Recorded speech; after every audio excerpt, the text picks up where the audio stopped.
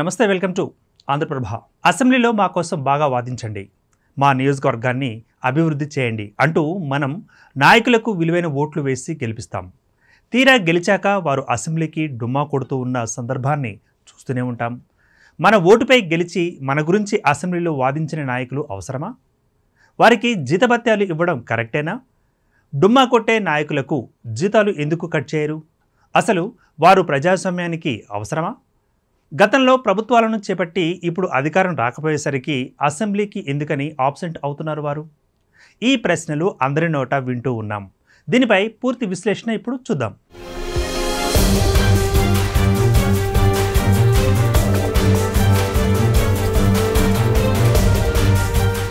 అధికారం ఉన్నా లేకున్నా అంతే బాధ్యతగా ప్రతిపక్షంలో ఉండాలి. అధికారం ఉన్నప్పుడు బంధువులు వందిమాగదులతో రాజభోగాలు అనుభవించారు. అధికారం పోగానే ప్రజా బాహుళ్యాన్ని పట్టించుకోకుండా అజ్ఞాతంలో ఉండిపోతారా? అధికారం ఉన్నా లేకపోయినా నాయకుడు ప్రజల మధ్యనే ఉండాలి కదా. ప్రతిపక్షంలో ఉన్నా ప్రభుత్వానికి విలువైన సూచనలు చేయాలి కదా. మాజీ సీఎం కేసీఆర్ అధికారంలో ఉండగా సెక్రటేరియట్కు కానీ, నేడు ప్రతిపక్షంలో ఉండగా అసెంబ్లీకి కానీ వచ్చింది లేదు. ఫామ్ హౌస్లోనో ప్రగతి భవన్లోనో రెస్ట్ తీసుకుంటుంటారు అంటూ అందరూ చెవులు కొరుక్కుంటున్నారు అని వినిపిస్తున్న విమర్శ. గతంలో ప్రతిపక్ష నాయకుడు అసెంబ్లీకి వచ్చి ప్రభుత్వాన్ని ప్రశ్నలు వేసి ఎక్కడ ఇరుకును పెడతారోనని అధికారపక్షం భయపడేది. కానీ నేడు దానికి భిన్నంగా అధికారపక్షమే ప్రతిపక్ష నాయకుడిని అసెంబ్లీకి రావాలని కోరినా రాననే పరిస్థితిని చూస్తున్నాం.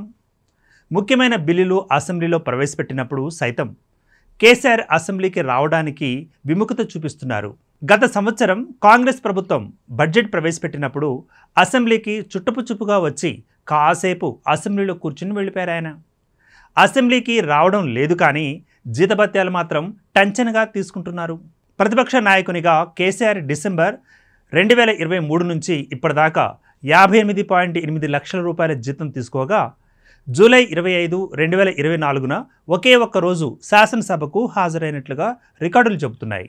అటెండెన్స్ రిజిస్టర్లో సంతకం పెట్టి వెళ్ళిపోయారు ఆయన. మళ్ళీ మార్చి 12, 2025న బడ్జెట్ సమావేశాల ఆరంభం నాడు కనిపించారు. సామాన్య ప్రజల కష్టాన్ని జీతభత్యాల రూపంలో తీసుకుంటున్న కేసీఆర్ ఒక్కరోజు కూడా ప్రజల కోసం పనిచేయనప్పుడు ప్రతిపక్ష నాయకుడిగా ఉండదగునా? ఇటీవల ఎస్సీ వర్గీకరణ, బీసీ కులగణనపై చర్చించడానికి ప్రభుత్వం రాష్ట్ర అసెంబ్లీ సమావేశాన్ని ప్రత్యేకంగా నిర్వహించింది. ఈ సమావేశం ఒక చారిత్రాత్మక మలుపు తిప్పింది. ఈ సమావేశానికి హాజరై ప్రతిపక్ష నాయకుడిగా కేసీఆర్ తన అమూల్యమైన సలహాలను, సూచనలను అందిస్తారని అందరూ భావించారు. కానీ ఆయన ఈ సమావేశాలకు హాజరు కాలేదు. మాజీ ప్రధాని, ఆర్థిక సంస్కర్త, దేశానికి దశ దిశ నిర్దేశం చేసిన మహనీయుడు మన్మోహన్ సింగ్ మరణం సందర్భంగా పార్టీలకు అతీతంగా అందరూ నాయకులు వెళ్ళి ఆయనకు శ్రద్ధాంజలి ఘటించారు. ప్రధాని, రాష్ట్రపతి, కేంద్ర కేబినెట్, దేశంలోని ప్రముఖ రాజకీయ పార్టీల నేతలందరూ వారి అంత్యక్రియలకు హాజరయ్యారు. కేసీఆర్ మాత్రం ఫామ్ హౌస్ను దాటి బయటకు రాలేదు. తెలంగాణ బిడ్డ, తొలి తెలుగు ప్రధాని పివి నరసింహారావు మరణించిన సందర్భంలో సైతం కేసీఆర్ ఇదే విధంగా వ్యవహరించారు.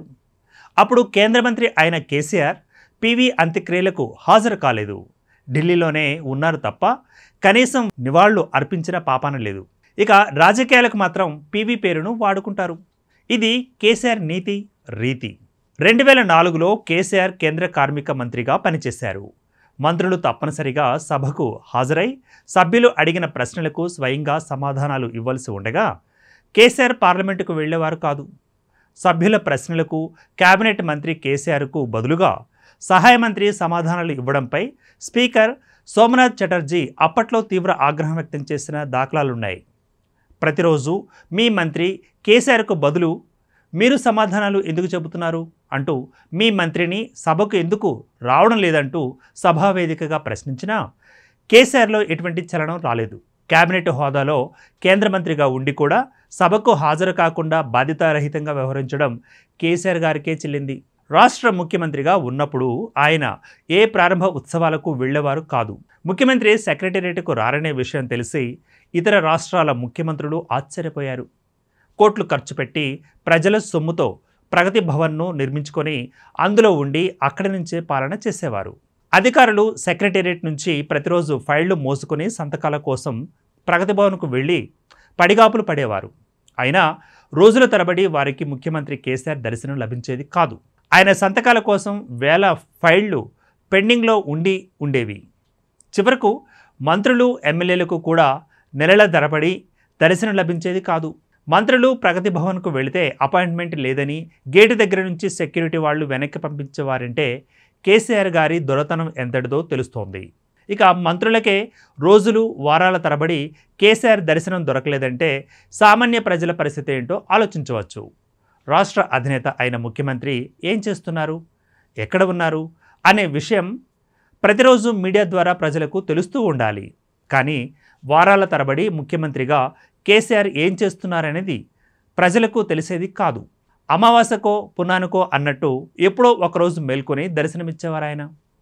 అంబేద్కర్, జగ్జీవన్ రామ్ల జయంతి, వర్ధంతి కార్యక్రమాలకు దేశంలోని నాయకులందరూ హాజరైనా ముఖ్యమంత్రిగా ఉండి కేసీఆర్ మాత్రం హాజరయ్యేవారు కాదు. అప్పుడు దీనిని అహంకారం అనుకోవాలా, బలహీన వర్గాల వారి పట్ల చిన్నచూపు అనుకోవాలా? ముఖ్యమంత్రి అయిన ఏడాదిలో రేవంత్ రెడ్డి 2 సార్లు దావోస్, సింగపూర్లో సదస్సులకు హాజరై రికార్డు స్థాయిలో రాష్ట్రానికి పెట్టుబడులు తీసుకొచ్చిన విషయం తెలిసిందే. కానీ కేసీఆర్ ఒక్కసారి కూడా ఇలాంటి సదస్సులకు హాజరైన పాపం లేదు. రాష్ట్రంలో జరిగే ఎగ్జిబిషన్లు, పారిశ్రామిక సమ్మిట్లకు ముఖ్యమంత్రిగా కేసీఆర్ ఎప్పుడూ హాజరు కాలేదు. తన కొడుకును వీటికి పంపించేవారు. రాష్ట్రాన్ని తమ స్వంత ప్రైవేట్ కంపెనీగా భావించి తండ్రికి బదులుగా ప్రతిదానికి కొడుకు ప్రారంభోత్సవాలు నిర్వహించేవారు. అహంకారపు ఆనవాళ్లు మిగలొద్దని, నిరంకుశ పాలన మాకొద్దని ప్రజలు కేసీఆర్ను తిరస్కరించారు. కానీ అహంకారమే తన ఓటమికి కారణమని కేసీఆర్ నేటికి గ్రహించడం లేదు. తన శైలిని మార్చుకుని ప్రజల మన్ననలను తిరిగి పొందడానికి ఏమాత్రం ప్రయత్నం చేయడం లేదు. తమను ఓడించి ప్రజలు తప్పు చేశారనే భావనలోనే కేసీఆర్, ఆయన బృందం ఇంకా ఉందని జరుగుతున్న పరిణామాలు స్పష్టం చేస్తున్నాయి. ఆ భ్రమలోనే ఉన్నందుకే మళ్ళీ కేసీఆరే రావాలని జనం కోరుకుంటున్నారని కేటీఆర్ అంటున్నారు. కానీ ప్రజలు తెలివైన వారు. ఎవరిని ఎక్కడ ఉంచాలో బాగా వారికి తెలుసు. కేసీఆర్ ఫామ్ హౌస్లోనే ఉంటానంటే ప్రజలకేమీ అభ్యంతరం ఉండదు. ప్రతిపక్ష నాయకుడి పదవికి రాజీనామా చేసి ఫామ్ హౌస్కే పరిమితమై అక్కడే శేష జీవితం గడిపితే ఎవరికీ ఎలాంటి అభ్యంతరం ఉండదు అని బాహాటంగా వినిపిస్తోంది. రాజకీయాలలో అన్నీ సాధ్యమే అని విన్నాం, కానీ డుమ్మా కొట్టడం పరిపాటని వినలేదు. కానీ ఇప్పుడు ఇది చూస్తున్నట్లుగా ఉందని బయట బాహాటంగా వినిపిస్తోంది. Keep watching for more videos. Andhraprabha.